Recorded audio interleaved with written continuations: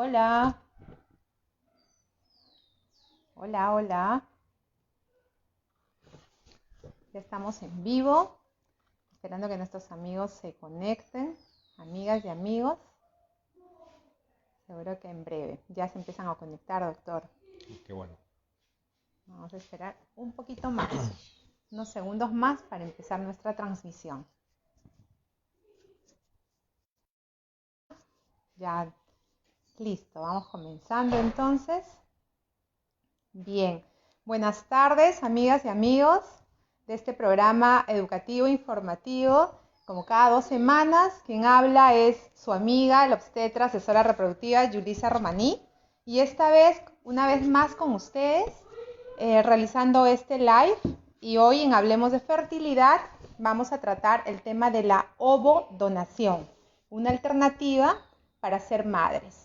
Un tema muy interesante y que gracias a Dios hoy está permitiendo la tecnología el que muchas mujeres cumplan este sueño tan anhelado de ser madres. Un sueño hermoso y que lógicamente tienen esta opción de la ovodonación. Vamos a estar hoy compartiendo con ustedes este tema tan importante y después realizar el intercambio de preguntas y respuestas y así todos nos conectamos de esta forma y hacemos más dinámica la charla. Como cada 2 semanas ya está con nosotros el doctor Enrique, especialista, ginecólogo obstetra de Fertivida, y le damos la bienvenida, doctor, ¿cómo estamos? ¿Qué tal? ¿Cómo están? Buenas tardes, amigos, amigas que se conectaron el día de hoy, que se siguen conectando para poder Y que ayer no nos nuevamente, conectamos. perdón. Que ayer no nos conectamos. Bueno, sí, para poder informarles acerca de algunos temas de mucha frecuencia, ¿no? Respecto a lo que es la fertilidad. Y lógicamente nosotros nos conectamos cada dos sábados, ¿no? Semanas, claro, Cada dos cada dos semanas. sábados. Pero el día de ayer, por motivos un poco de fuerza mayor, se tuvo que suspender para el día de hoy. Pero igual estamos aquí contentos y siempre a su disposición para poder brindarles la mayor información posible en palabras sencillas para que ustedes, pacientes, ¿no? Puedan entender lo que tratamos de decirles, ¿no? Como siempre digo, esta charla para que puedan entender un poquito más y poder esclarecer su situación en cuanto a los temas de fertilidad. Así es. Bueno, entonces sin más preámbulo vamos a dar inicio a hablar acerca de, para quienes se conectan recién, hablemos de fertilidad. Hoy vamos a tocar el tema de la ovodonación, una alternativa maravillosa para ser madres. Bien, entonces vamos a empezar definiendo, doctor, ¿qué es la ovodonación para que todos nos entiendan? Bien, la ovodonación es un procedimiento en el cual se utilizan óvulos de una mujer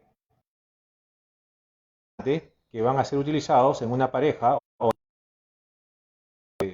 tener hijos con sus propios óvulos.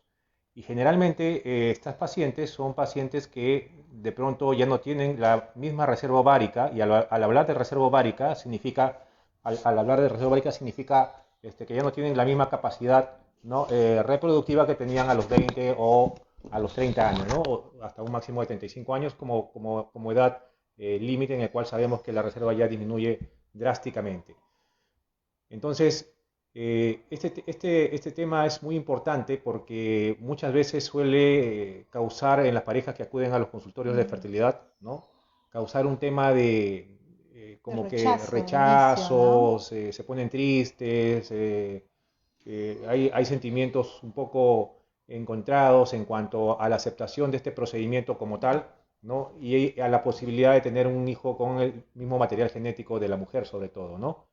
Entonces, pero estas charlas justamente está dirigida a aquellas pacientes, ¿no? Que por A o B motivos no pueden tener bebés con sus propios óvulos o han intentado de todo y no lo pueden obtener, y pues entonces esta es la solución, ¿no? Y dicen inclusive que el tema de la fecundación in vitro con óvulos donados es mucho más exitosa, inclusive, ¿no? Muchas veces, de acuerdo a la edad de la paciente, que la fecundación in vitro con propios óvulos, dependiendo de cada paciente, lógicamente, Así ¿no? es, entonces ¿quiénes serían las candidatas para estos tratamientos, ¿no? ¿Cuáles son las causas, digamos, del por qué yo me sometería a un procedimiento de fecundación in vitro con óvulo donado? Bien, los candidatos o candidatas, sobre todo para hablar de lo que es ovodonación, que es el tema de hoy, es básicamente aquellas pacientes que tienen falla ovárica precoz o falla ovárica primaria. Hacer una diferencia entre lo que es falla ovárica primaria es aquella mujer que nunca ha menstruado, que nunca ha ovulado, y aquella mujer que tiene falla ovárica prematura significa aquel grupo de pacientes de que menstruaron, tuvieron un proceso ovulatorio normal, pero de pronto postergaron su maternidad y a los 30, 32 años ya no tienen reserva de óvulos. Entonces, esa es la diferencia entre estos dos términos. Aquellas mujeres también que entran en menopausia, por ejemplo, ¿no? En el sentido de que ya lógicamente al no menstruar, ¿no? Los óvulos, lógicamente van a escasear, ¿no? Tanto en cantidad como en calidad. A aquellas mujeres que han sido sometidas también a tratamientos de quimioterapia, radioterapia, ¿no? Por un problema oncológico, aquellas pacientes que tienen alteraciones genéticas, como las disgenesias gonadales, por ejemplo, aquellas pacientes que tienen fallas frecuentes en lo que es la fecundación in vitro, en otros procedimientos, es decir, pacientes que se han hecho óvulo propio muchas veces, ¿no? Fecundación in vitro, tras fecundación in vitro, y no embarazan, entonces ya llega un momento en que uno tiene que pensar que es un problema de calidad de óvulos y hay que decidir ya por el tema de la ovodonación para poder tener el bebé que quieren tener, ¿no? Y sobre todo, el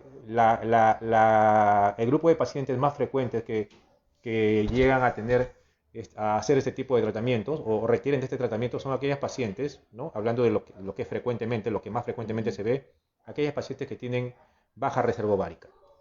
Y al hablar de baja reserva ovárica, lógicamente estamos hablando de aquellas mujeres que por A o B motivos, ¿no?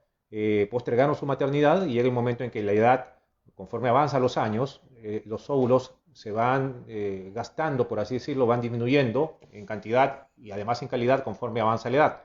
Y esto dificulta pues la fecundación, ¿no? Con un óvulo propio. Y decirles a nuestras pacientes que es muy frecuente en la consulta tener las pacientes, ¿no? Una de 3 pacientes prácticamente se someten a una ovodonación y que hoy en día pues no es raro. Estos procedimientos de ovodonación se hacen en el mundo desde 1984, o sea, digamos que el primer niño o joven ya maduro tiene como 35 años, 35 hijo años, o hija ya tiene 35 años. Y este procedimiento, ¿no?, se inició en Australia. En Australia, ¿no? Es donde se exacto. empezó el tema de la ovodonación y efectivamente ya Muchos a estas años alturas, 35 o 36 años. realizando esos Claro, procedimientos, sí, ¿no? hay mucha casuística, muchos casos de éxito, Exacto, ¿no? Y testimonios maravillosos de padres enamorados de sus hijos, etcétera, ¿no? Y muchas veces, ¿no? Para un poco charlar sobre el tema de la ovodonación y el tema de lo que esto supone como rechazo, ¿no? De la pareja que va a consultar sobre temas de fertilidad. Bueno, causa impacto de principio, definitivamente, ¿no? Cuando uno habla con una pareja, analiza sus resultados de reserva ovárica, ¿no? Y esto nos indica de que su reserva ovárica está ya tan disminuida, ¿no? Que a pesar de que podamos tener, por ejemplo, folículos, ¿no? Por ejemplo, supongamos tenemos 2 o 3 folículos en los ovarios de la paciente y aún así hagamos un tratamiento de estimulación ovárica, ¿no? Eso no nos garantiza de que podamos obtener óvulos al final, ¿no? Exacto. Uno es eso, otro es que si por A o B obtenemos óvulos, estos óvulos a ser fecundados, tampoco hay una garantía de que estos óvulos puedan ser fecundados, porque depende mucho de la calidad de los gametos, ¿no? Especialmente del óvulo y lógicamente el espermatozoide, porque muchas veces tiene relación el tema de la edad de la mujer con la edad del esposo, ¿no? Generalmente las parejas de 40 años, pues vienen las parejas de 40 años. Es muy raro que venga una mujer de 40, 42 años con un joven de 20 años, ¿no? Entonces, siempre la edad de los gametos va aumentando conforme aumenta la edad y lógicamente disminuye la calidad de estos gametos. Ahora, el tema de aceptar estos óvulos donados es un tema muy difícil, ¿no? Para todos los pacientes. Porque siempre están pensando, de principio, porque siempre están pensando que no va a tener su carga genética, ¿no? Entonces, como que de principio hay un rechazo, pero muchas veces, y eso lo hemos comprobado en el transcurso del tiempo, ¿no? es que las parejas, como primera intención, como primera situación, rechazan este tratamiento, luego vuelven a casa, conversan y al final logran decidir por este tratamiento, ¿no? Y sabemos que estos tratamientos, ¿no? Definitivamente es lo mejor para este grupo de pacientes, porque muchas veces, ¿no? O algunas veces ha habido pacientes incluso que se han sometido al tratamiento, ¿no? Con baja reserva y al final no se han obtenido embriones y se perdió toda la inversión Claro, bueno, de hacen lo con que óvulo esto propio, involucra, ¿no? ¿no? Claro, así es. Entonces, hay momentos para decidir sobre el tema del óvulo propio y hay momentos para decidir sobre el tema de la ovodonación, ¿no? Y siempre lo que el especialista pues indique, que yo creo que es lo mejor para este grupo de pacientes, Y ¿no? siempre con el objetivo claro de que importa el fin, ¿no? Y es tener un hijo Efectivamente. sano en casa. Y muchas pacientes se preguntan, pero no va a ser mío, ¿qué va a tener de mí? Entonces, decirles a nuestros pacientes que lógicamente si trabajan con un banco de óvulos, el banco de óvulos es de chicas que tienen la edad de 20 a 25 años, por tanto están en su máxima capacidad reproductiva y que tienen que Efectivamente. tener un parecido físico entre obviamente la que va a llevar el bebé y la donante, ¿no? Hablemos un poquito de eso Ujú. para que vaya este involucramiento entre la conexión además que va a tener la mamá, la futura mamá con este bebé cuando ya esté dentro, ¿no? Así es. O sea, eso es Así es. lo bonito. Y eso es lo que siempre digo. La mamá cuando una vez recibe el embrión, ¿no? Y Dios mediante embaraza, esa conexión se establece inmediatamente, ¿no? Exacto. Siempre van a ver los síntomas que toda mujer gestante va a tener, ¿no? Tal cual, no Tal hay cual. O sea, esa rechazo, no hay ¿no? ninguna diferencia, no hay ninguna Exacto. diferencia en realidad en cuanto al hecho de que una mujer tenga en su vientre un embrión con gameto femenino, óvulo donado, o una mujer que tenga en su vientre un embrión con gametos propios, ¿no? Tanto del esposo como de ella. En el Ujú. sentido del amor que esa madre va a tener hacia ese bebé cuando éste nazca, ¿no? Exacto. Y prueba de esto es todos los pacientes que por ahí hemos podido tener Desde ver éxito, el ¿no? resultado positivo, estoy Así es, embarazada, así empieza la es. emoción, Así es, así es. esa parte tan Y cuando ya linda. nacen, pues son pues súper engreídos, Desde el ¿no? Y uno se latido da cuenta. cardíaco que Ujú. vemos con emoción a muchas de nuestras pacientes en la consulta primera ecografía, latidos cardíacos activos, fuertes, enérgicos y ellas llorando, ¿no? Con los esposos de la Efectivamente. emoción de haber luchado tantos años por buscar un bebé, 5 años buscando un hijo, 6 tratamientos de reproducción asistida, 6 fecundaciones in vitro con óvulo propio y no ver resultado. Finalmente el especialista le dice, tu única opción es la ovodonación y realmente no lo debemos pensar mucho porque lo importante es ser padres pronto, ¿no? Y no dejar que el tiempo avance y disfrutar a nuestros hijos pronto y lógicamente las pacientes que hacen ovodonación por lo general pues son pacientes de 40 años para arriba también, Así es, ¿no? sí. Pero también tenemos en la consulta pacientes de menos No, de 40 años, como ¿no? dije, hay temas de falla ovárica prematura y Exacto. estos son pacientes que ya han disminuido su reserva ovárica a los 30, 32 años, ¿no? Ujú. Es muy frecuente esto. Y lógicamente ellos son los candidatos también a a entrar en este programa de Ovodonación. ovodonación. Algunas pacientes en la consulta también nos han preguntado si yo como mamá, si me ponen el embrión procedente de un óvulo donado y espermatozoide de mi esposo, yo voy a poder lactar, te preguntan. Y la respuesta es que Claro, efectivamente claro, la efectivamente. lactancia, acto sublime, se Así va a es. dar, No ¿no? hay ninguna diferencia en lo que Ujú. es todos los procesos que involucran un parto, no sea por vía abdominal o por vía vaginal, y todo lo que esto conlleva como la lactancia, y todo lo que el proceso del Exacto, embarazo, ¿no? Y el parto involucra. Es absolutamente lo mismo. exacto. Y muchas veces uno piensa en este grupo de pacientes que es muy grande, porque sabemos que actualmente pues hay muchas parejas, ¿no? Sobre todo también mujeres, que un poco postergan su maternidad por temas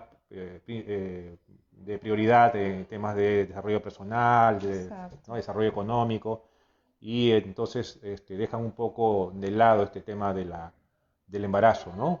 Que es Y algo. llegan ya un poco tarde a la consulta. Tarde Así es. en un sentido Tarda en el sentido de que de que podamos no obtener con el óvulo resultados con propio, óvulo ¿no? propio, pero sí Exacto. efectivamente, como siempre también decimos, no hay imposibles para temas de fertilidad, hay muchos procesos, lo único que importa aquí cuál es el objetivo, ¿no? El objetivo es tener un bebé, bueno, hay muchos Así es. caminos, hay muchos caminos para poder obtener el bebé que uno desea, Bueno, ¿no? saludando a nuestras pacientes que se están conectando, muchas gracias. Estamos hablando de ovodonación. Y bueno, hablemos de la tasa de éxito, doctor. ¿Cuál es la tasa de éxito de estos procedimientos? Ya que estamos hablando de donantes jóvenes, ¿verdad? Sí, lógico. Las donantes, para empezar, son clasificadas muy meticulosamente, ¿no? O sea, Así si hablamos un es. poquito de este tema, ¿quiénes son las donantes? O sea, o si el paciente se pregunta, bueno, ¿y quién me va a dar ese óvulo? ¿Cómo voy a ¿De dónde obtener? ¿De dónde proviene el vienen óvulo, no? esos óvulos? Entonces, las donantes hay muchos criterios de clasificación, ¿no? Aquellas que sí son aptas para donar y aquellas que no son aptas para donar. Hay Exactamente. muchos criterios, ¿no? Dentro de ellos, los antecedentes tiene que ser una persona, mínimo, una donante puede ser una persona de los 18 años hasta los 30 años, ¿no? Que es la edad más o menos en la que se puede definir. Sin embargo, sabemos que mientras más joven sea la donante, es decir, si hablamos entre una chica de 20 a 22 años, tiene la mejor tasa de embarazo, ¿no? Así Porque es. es un óvulo joven y lógicamente la calidad también es buena. Y Como todos los estudios que se le hace a la donante, Efectivamente, además, se le ¿no? hacen estudios de todo tipo, estudios de cariotipo para ver si cromosómicamente están bien estructuradas, ¿no? Se le hacen estudios de virus, de Virales, antecedentes, ¿no? De alguna toxicológicos. toxicológicos, ¿no? De algún tipo de consumo de drogas o estimulantes. Además, esta paciente tiene que tener la característica de que tiene que ser una chica que esté en la universidad o tenga Entorno positivo, digo yo, ¿no? entorno positivo, ¿no? Claro. Estudios superiores, Coeficiente antecedentes familiares, de que no inteligencia, haya ¿no? ningún tema de malformaciones en la Exacto. familia o alguna enfermedad transmitible genéticamente. Todas esas preguntas van a una historia clínica de la donante, en la cual lógicamente se tiene que analizar y de acuerdo a eso se verifica si esa Claro. gestante, esa donante, perdón, es apta o no, ¿no? Donantes sanas y de bien, ¿no? Así es. Bien, entonces Ahora, la estamos hablando de la tasa, tasa de sí, bueno, éxito. la tasa de éxito, en realidad la tasa de éxito es un número y los números siempre son fríos. Entonces aquí lo que les vamos un poco aparte a decir que es que mucho depende en realidad acerca de los gametos, ¿no? Es cierto que podemos tener nosotros un óvulo muy joven, ¿no? De una chica de 20 años que tiene mucha capacidad de poder fecundarse, ¿no? De ser fecundado, pero Ujú. también tiene mucho que ver el espermatozoide, que es el otro gameto que va a intervenir en el proceso de la gestación o de la Así fecundación de es. este óvulo.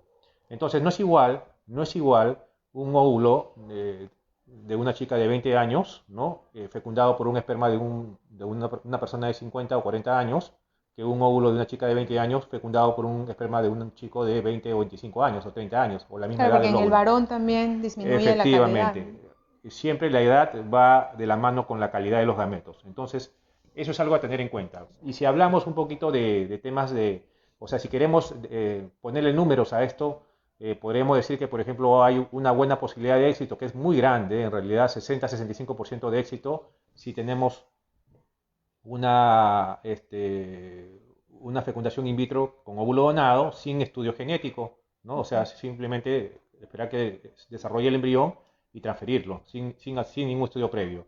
Pero tenemos también un porcentaje de éxito del 80-85% en pacientes que se someten a un estudio genético, ¿no? Genético preimplantacional, ¿no? En el cual nos permite este estudio hacer un estudio, valga la redundancia, del embrión para determinar si es genéticamente sano, ¿no? O si tiene algún tipo de alteración que pueda impedir o dificultar la implantación. Entonces, este estudio lo que nos garantiza es de que tengamos embriones que al implantarlos tengan mucho mayor tasa de éxito de tener, no solamente de embarazarse, sino de tener un hijo sano en casa, ¿no? Así es, así es.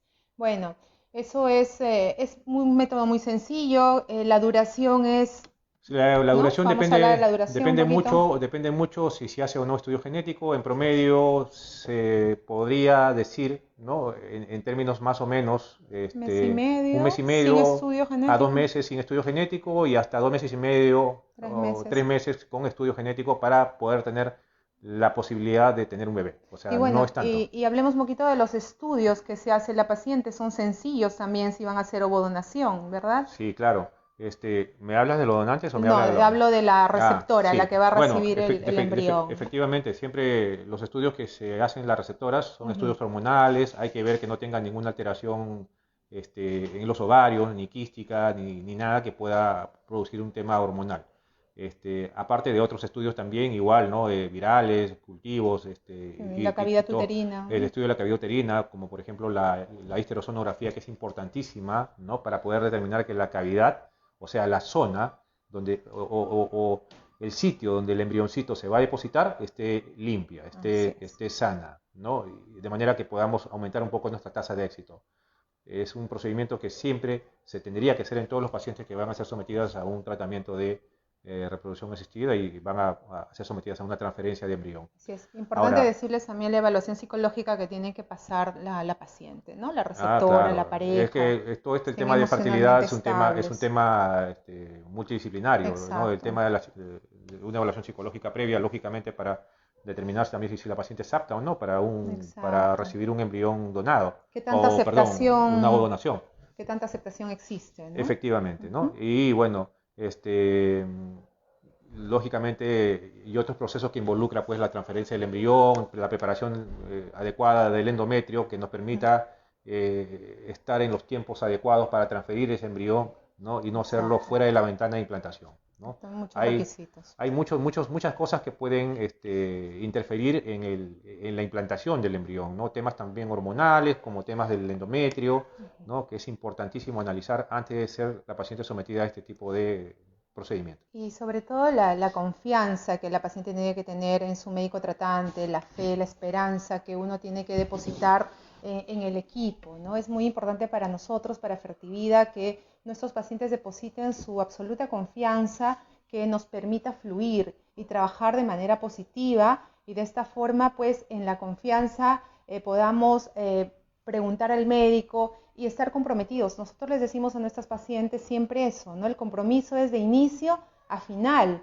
y se crea un vínculo incluso de amistad con nuestros pacientes, ¿no? Y eso es muy bonito. O sea, ustedes con su resultado positivo, nosotros vamos a ser muy felices, ¿no? Saludando a todos, nos saludan, feliz Día de Todos los Santos, querida familia Fertivida, feliz Día de Todos los Santos, hoy 1 de noviembre. Bueno, preguntas y respuestas, el ping-pong que siempre hacemos, a ver si hay algunas preguntas de nuestras pacientes y podamos conversar. Nos quedan unos 10 minutos para interactuar y de esta manera no tener dudas, ¿no? Sí, mientras llegan las preguntas, también decir que dentro del screening de las donantes, ¿no? Los estudios, Los ¿no? estudios que se hacen para poder evaluar si una donante es apta o no, como les repito, son muy importantes para que la persona que va a recibir este gameto, el óvulo, ¿no? Para ser fecundado con el esperma, tenga la garantía de que es un óvulo sano o de que este óvulo proviene de una chica que no tiene ningún problema, ¿no? Algunas veces una Ajá. paciente me preguntó alguna vez en el consultorio si es que, por ejemplo, si hacíamos preguntas acerca, en las donantes, ¿no? Dentro de la historia Ajá, clínica, si sí. hacíamos preguntas acerca del comportamiento o si es que, por Estilo ejemplo, de el vida, estilo de comportamiento, vida o claro. de pronto algunos temas como, por ejemplo, el hecho de que si tiene padres que fuman, Su generación y claro, todo, ¿no? ¿no? O Su sea, entorno en general. y Y sí, sí, claro que sí, hay cosas que uno toma en cuenta para el tema, claro que para el sí. tema de las donantes, ¿no? Pero hay cosas también que dependen mucho de la formación, o sea, que son, algunas actitudes se adquieren, es Claro, a decir, veces te dicen, no va a heredar, no va a tener mi carácter, dicen las claro, pacientes, ¿no? ¿no? Porque piensan que están en los genes. Hay mitos Claro, y verdades, ¿no? o también me preguntaron alguna vez si es que, por ejemplo, los padres son de buenas costumbres no, Exacto. o de buena familia, si eso tiene que ver, no, en realidad eso es algo que se adquiere, ¿no? En la En la formación, en la formación, crianza, así ¿no? es. Pero lógicamente las donantes tienen que tener ciertas características, ¿no? Y tener pues un núcleo familiar organizado, entre otras características. Así es. Diríamos entonces, doctor, que en estos procedimientos el amor no es genético, o sea, uno no se enamora de la genética, Claro. ¿no? De la genética de la donante o del donante, ¿no? No, claro que Esto no. va más allá de los genes, ¿no? Va más allá de saber que voy a llevar un embarazo sano, que si yo me voy a alimentar a mi bebé, que va a depender de mí y que la paciente va a de la novela, la que gracias a ella y su buena alimentación y todo va a lograr que este bebé, y obviamente bajo los controles cotidianos, va a lograr un embarazo pues a término y bien, ¿no? Con buen control. Efectivamente, ¿no? Así es. Eso es lo que siempre se indica al paciente. Y sobre, por ejemplo, ¿y cuántos embriones me puede colocar, doctor? ¿No? O Ah, sea, eso es una buena también es pregunta. importante porque si nosotros pensamos, nuestro objetivo lógicamente es que la paciente embarace, pero no solamente que embarace, sino que este bebé llegue sano al final del embarazo y que la madre llegue el momento en el que veamos a esa madre con el bebé en el brazo, ¿no? Atendiéndolo. Entonces, ese es el objetivo de los tratamientos que nosotros hacemos. Así es. No, el éxito no está en embarazar a la paciente, sino que este embarazo logre llegar al final, Ujú. ¿no? Y bueno, siempre se propugna ahora colocar solamente un embrión, ¿no? Así es. Máximo dos, siempre y cuando la paciente tenga algunas características, ¿no? Como por ejemplo talla, su contextura física, si hace deporte o no, ¿no? Hay ciertas características que me permiten, La o la tendencia es edad, uno, ¿no? o la edad de la paciente inclusive, ¿no? Okay. Hay algunas son características que a mí me permiten saber si esta paciente es candidata como para ponerle dos embriones, Ujú. por ejemplo. Así es. Pero sobre el tema de que, entonces, doctor, si usted me pone un embrión hay menos posibilidades de que embarace que si me pone dos. En realidad no. En realidad, eh, el tema del embarazo va mucho más allá de esto, ¿no? Porque puede ser un problema, interviene también el tema del endometrio, entonces a veces no tiene mucho que ver el número de embriones que uno coloque con la tasa de éxito, Así ¿no? es. Bueno, hay dos preguntas que vamos a responder por interno. Nos preguntan los costos. Esta es una charla informativa de contenido educativo. Entonces, los costos lo vamos a dar por interno, las pacientes que quisieran. Hay otra paciente que pregunta sobre si tendrá su sangre, ¿no? Si tendrá su sangre el bebé. Bueno, Buena pregunta, a ¿no? ver, Porque bueno, tenemos que claro, buscar. lo interpretamos de dos formas. A ver, si Ujú. tendrá tu sangre, pero por supuesto, porque tú lo vas a estar nutriendo a ese bebé cuando esté en tu útero, es tu sangre la que va a circular por ahí. Sin embargo, si hablamos de si va a tener tu material genético, es decir, si alguna vez yo voy a hacer una prueba genética a ese niño y voy a encontrar que va a tener tu material genético, pues evidentemente no, porque como comprenderán, el óvulo que se utiliza es un óvulo de otra persona, ¿no? Que se va a fecundar con el esperma de tu esposo y ese embrioncito se va a colocar dentro de tu cavidad uterina. Pero lógicamente, si hablamos de que, si la pregunta es que si va a tener tu sangre, pues Ujú. la única sangre que va a circular en ese embrioncito es tu sangre, ¿no? Es la sangre tuya que le vas a dar nutrición y va a formar una placenta, va a crecer, se va a desarrollar, todo lo que tú te alimentes Ujú. o no te alimentes, ese embrión va a recibir, ¿no? Claro. Esa es la respuesta más o menos a esta Sí, pregunta hay otra interesante. paciente que pregunta acerca de si estas donantes, los estudios que se les hace a las donantes, lógicamente no se les cobra a la donante, ¿no? El Ujú. centro asume todos los estudios y obviamente en Perú hay una compensación económica que se le brinda a la paciente, diferente a lo que hace Brasil, doctor, ¿no? En Brasil Claro, a las donantes no se les da esta efectivamente, compensación, depende ¿no? mucho de los países. En España, por ejemplo, Exacto. sí se les da una compensación Sí, en económica, varios países en ¿no? realidad, ¿no? Que llega a estar entre los 600 a 700 euros, ¿no? En otros países no se le da compensación económica. Acá en Así el es. Perú sí se suele dar compensación económica a las donantes, que lo hacen, donan sus óvulos definitivamente y la intención debería ser o es ¿no? un tema de altruismo, ¿no? Así De es. dar óvulos para que personas que no puedan tener familia con sus propios óvulos puedan llegar a tener el hijo que quieren tener. Dafne pregunta, ¿no? ¿Con qué bancos de donación trabajan? Bueno, trabajamos con el Banco de Fertivida. ¿Y qué particularidades tiene cada uno? Dice, si hay donación de mujeres extranjeras, en realidad sí se trasladan óvulos. Sí, ¿Usted claro que sí. aclare eso? Vamos aclarando eso, ¿no? Sí, bueno, hay todo tipo de óvulos, ¿no? Las características las características de las donantes de óvulos son de todo tipo. Y efectivamente hay donantes extranjeras, ¿no?